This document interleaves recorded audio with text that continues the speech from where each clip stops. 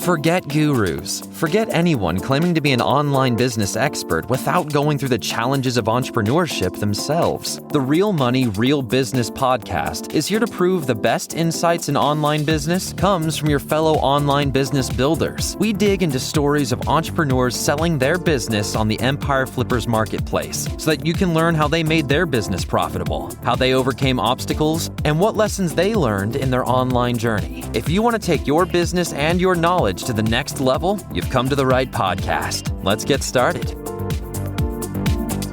Hey everyone, welcome to another episode of the Real Money, Real Business podcast. We record these interviews so that potential buyers can learn more about the business and the seller to help them make an informed buying decision. If you would like to learn more about this business, including details like what type of business it is, how much revenue and profit it makes, and all of the assets included with the business, simply visit empireflippers.com/marketplace and search for this business's listing number, which you can find in the video thumbnail and in the description. Or if you're watching this on YouTube, you can click the link in the description to go straight to the listing. So without further ado, let's get into this interview. First up, let's learn a little bit about you. Can you tell us about your background in building and running online businesses? I spent 5 years as an internet project manager for a large office furniture manufacturer working in marketing and communications on their main company website that was externally facing. And then my husband and business partner, Kent, he was also doing freelance web development and project management work for several different websites over the course of many years. So Kent and I, we decided to combine our efforts and we became digital entrepreneurs back in 2013. So we have been doing this for quite a long time. Our first website, it was a lifestyle blog where we were sharing how-to content and related to DIY projects and other things we were doing around the house, like decorating tips, recipes we were making for our family, crafts I was making with the kids, and pretty much like anything kind of home ideas that you could possibly imagine. It was pretty broad. Over time, we expanded that website to include an entire team of content creators. And what that allowed us to do is it freed up our time to then really dream about our next big project. And we decided to niche down for the new project into home organization. And that's specifically the home organization business that you and I are talking about today. So when we launched this second website, this home organization website, that was back in 2018. At that time, it was originally intended that the website itself was going to be primarily content marketing for private label physical home storage products that we were sourcing from overseas and selling through Amazon. So our home storage products on Amazon, they got great reviews. They were well loved by our customers. But with big tariffs and taxes and then the rising costs to import, combined with just all the Amazon seller fees, it just wasn't going to be very sustainable or very profitable for us without investing a lot of capital into inventory, which Kent and I, we weren't really willing or able to do. For us, what we really wanted was for our business to be flexible and nimble. We wanted to build the kind of business where we could work from anywhere in the world. So we never wanted to be tied down with doing order fulfillment ourselves. Like I never wanted to have to run to the post office because an order came in at 11 o'clock at night and now I got to fit that into my schedule the next day. You know what I mean? But that would certainly be an opportunity for a new buyer. If someone wanted to get back into the physical products with this brand and business, they certainly could do so. It's well positioned for that. So then once we decided we were doing the Amazon thing, Kent and I, we shifted from those private label physical home storage products to actually selling video-based digital courses and workshops, as well as ebooks and other web-based resources that are really designed to help people to get organized and stay organized, both in their home and in their life in general, so that once they're organized, they've got more time in their lives for what matters most to them. So our website today, it has over 180 blog posts on a wide variety of home organization topics. These blog posts, they're promoted organically through social media, Facebook, Pinterest, Google, and anywhere we could think of to organically promote them, it's out there. Our online shop then offers almost, I'd say it's about 40 different digital courses, classes, ebooks, and other types of printable digital tools and resources that we and our team created over time. All of the order fulfillment, the product delivery, and all the follow-up communications to customers, all of that is completely automated. So that part of the business is totally hands-off unless a customer has a question or an issue with an order that they contact us about. Why are you selling the business now instead of keeping it and growing it further? This was really a tough decision for us to sell this business. We have absolutely loved growing it to its current state and helping our customers in their efforts to get organized in their homes and their lives. But we really felt like over time, we've gotten ourselves stretched too thin. And more importantly, I'd say our focus and our priorities have really changed in our lives just at this stage that we're in. Because in addition to this website, we also own and have been growing 3 other websites or businesses. Kent also has a full-time day job, and he was promoted into a high-level leadership position in the last couple of years. And so while this business has always been a side hustle for him, he just doesn't have as much time as he used to give the business on his evenings and weekends and to help me out the ways that he was in the past.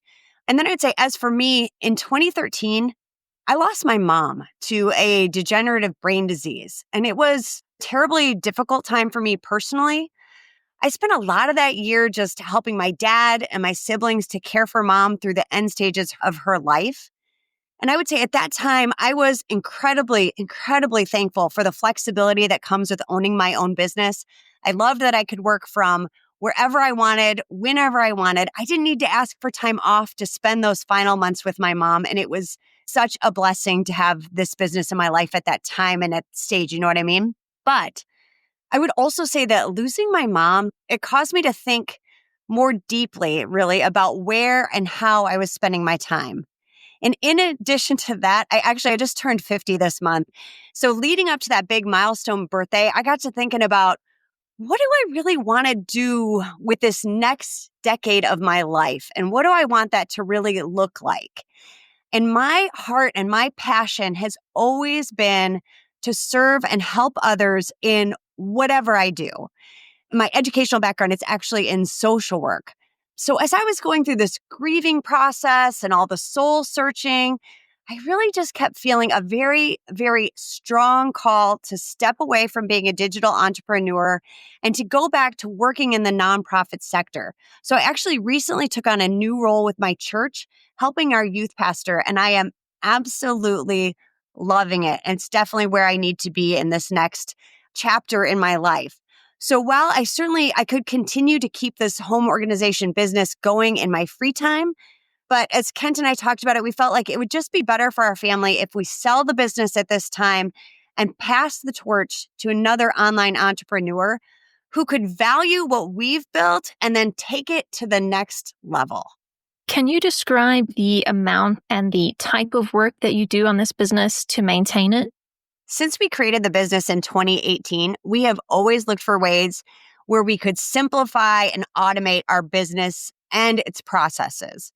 I currently spend just a few hours a month scheduling sales and marketing emails to promote our products and our digital shop to our email list of over 23,000 people, mostly women. We also have an evergreen newsletter that sends home organization tips to our mailing list on a weekly basis. That evergreen newsletter, it's totally automated and it includes over 2 years worth of email newsletters. So basically nowadays, I just need to monitor it periodically to make sure that open rates and click rates remain high and just look for ways that we can continually improve it. We also have a part-time virtual assistant who monitors all of our social media channels, and she handles all the initial intake for our customer care using some predefined processes and procedures that we set up for her, as well as some canned responses that she modifies and personalizes, of course, for each customer based on their specific questions or needs or whatever home organization problem that particular person's facing. So I only get involved in customer care if there's like an issue with a customer's order that our virtual assistant can't handle. So that's maybe just a few hours a week, if even that. I also occasionally create new products for the shop. So the work involved with that, it really depends on what kind of product it is that we're going to launch. Like if it's a digital course or a workshop, then it's obviously a little bit more involved because you've got to write the outline or the script, record the video, create a workbook, that kind of stuff. But if it's just a PDF-based product like an ebook or some sort of planning or organizing tool, then I work with writers and designers who help me create that. Just freelancers that we've hired for that over time. So beyond that, I just spend a little bit of time each week tracking our metrics and performance of our sales and marketing efforts. So it's pretty low effort and really automated right now. So if you were to keep this business, what are some of the ways you would try to grow it? Great question. So if I were going to be keeping the business, first of all, what I would do is look for opportunities to diversify the lead generation into the business, how people are finding us. Right now, we really just have one super amazing free lead magnet that's been performing phenomenally for us. We use paid advertising to promote the free lead magnet on Facebook. But this lead magnet, it could also be advertised in other ways like Pinterest ads, Google ads. Somebody who has some knowledge or expertise in that could really take that far. So when someone signs up for that free lead magnet, he or she, they get invited to a free class or a webinar that we offer. And then at the end of that free class or webinar, of course, the person gets the opportunity to sign up for one of our courses if they want to go deeper with us and get more assistance with home organization. And of course, that's a paid course. So the business could be grown by creating new or additional lead magnets and webinar funnels around specific areas of interest for customers and then advertising them. And then also looking for other ways of advertising the existing lead magnet that we have. Secondly, we're not currently using any sort of paid advertising to promote any of our specific products. So I think that's a big opportunity for a new buyer. Third would be to create new digital workshops, courses, and products that could be added to the shop. All of the current workshops, courses, and products, they're all evergreen though. So that wouldn't be something a new owner would have to do, but something they could do if that was an area of interest to them. Because as I mentioned before, we've got like almost 40 different products in the shop right now. So it's just more a matter of looking for opportunities of what might be missing. What are some service gaps that we have there and areas of home organization that we haven't addressed yet? You know what I mean? So fourth, if I were keeping the business, I'd consider whether we should offer like new professional paid services, like one-on-one online consultations or support groups where you might meet with a group of people over time. I think there's actually a real need there, but I've personally been reluctant to do it myself since our lives are pretty full right now with those other websites that we manage. I've got the new job. And of course, we've got 2 active boys right now who are in middle school and high school. So I just haven't wanted to tie my time up with that, but I think that'd be a great opportunity for someone. Fifth, I would say everything on social media is moving towards video these days. So over the years, I've done a few social media videos here and there, but someone who loves doing that kind of thing could really, really lean into that if they wanted and create more Facebook and Instagram reels and stories, Pinterest videos, YouTube videos, all of that kind of stuff, and really get their face out there and their voice out there for people to connect with them. And then finally, a new buyer could get back into offering the physical private label products if they've got the financial resources and desire to do so. Right. And what would you say are the biggest risks with this business that buyers should be aware of? First and foremost, I think the biggest risk right now is the one I mentioned earlier with diversifying how new leads are brought into this business. With any online business, you need to continually be seeking new ways of getting people in the virtual door to see what you offer. So I think that's both a big risk and a big opportunity. The rise of AI, that's also something that should be taken under consideration as a potential risk. I think AI can be a super useful tool to help online business owners with content creation, but there's always going to be a need for it to be personalized or modified to make it fit your own brand and your own voice. People, they can get information and how-tos for home organization in like a zillion different places online, but they're going to come here because there are people behind this business who make them feel seen, who make them feel cared for, who listen and respond to their specific issues and concerns and the problems they're having at home with getting organized and staying organized. So along those same lines, Google has moved away from sending people directly to websites to get answers. And instead, they're providing AI-generated summaries at the top of search results. So that's a big risk for a lot of online businesses right now, too. And it ties back into what I was saying earlier about diversifying the lead generation. A new buyer is going to want to look for additional ways to drive traffic to the website and the shop, both organic traffic, but I think there's going to, especially in this new online landscape, be a lot more opportunities for driving paid traffic through advertising. And then lastly, there are more and more people out there who actually don't keep printers in their homes. So any digital products like this, they're going to need to be easily accessible and usable online on both desktop computers, tablets, and cell phones. And we've done everything we can to do that, but people are going to constantly be changing how they want to receive information. And so for an online business, it's going to be important to stay on top of trends with digital products and how people are consuming online content. How much support are you willing to offer the buyer who acquires this business? We love what we've created, and we really want to help a new buyer to be successful in taking this home organization business to the next level. We're willing to offer standard support, but are also available to answer questions then via email after the support period, within reason, of course. We also have a virtual assistant who handles the customer care and social media marketing, and she's willing to stay on with the new buyer to help make the transition even easier if that's of interest to whoever buys it. Are you open to negotiating something like an earn-out agreement? No, we're not open to that at this time. Okay, final question. If you had to put yourself in the shoes of a buyer, why is your business a business worth buying? For someone who loves home organization or who has really wanted to get into this professionally, this business, it's easy turnkey solution. It is the total package with an online marketing website that contains useful content that actually leads people into purchasing digital home organization products from the online shop. So unlike a lot of other online businesses, this one isn't solely reliant on display advertising for revenue. There's really the sky is the limit in terms of digital product creation and selling online. Now, these products, they're not only super helpful to the people that this business serves, but they're also beautifully designed and they have consistent branding. So it's a wonderful looking experience for the customers as well. Plus, so much of the business processes and communications, they've all been automated. So a new buyer can really ease his or her way into it.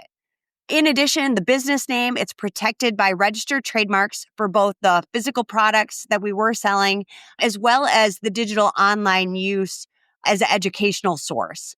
Most of all, though, I think this kind of business, it's really incredibly rewarding to help people who right now they feel so totally overwhelmed, like they are absolutely drowning in clutter. They might even be embarrassed to have people over.